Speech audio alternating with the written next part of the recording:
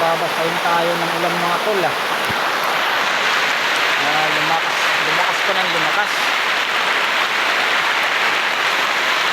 Sana wag umabot ng hapon para makababa tayo ng hindi basa. Kaya andito nga pala tayo sa bukid.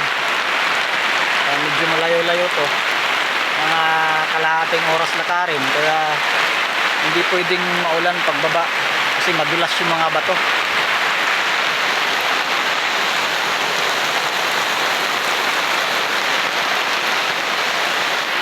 Medyo malakas-lakas nga mga tol.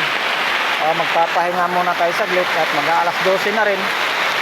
Tamang-tama, kakain muna tayo.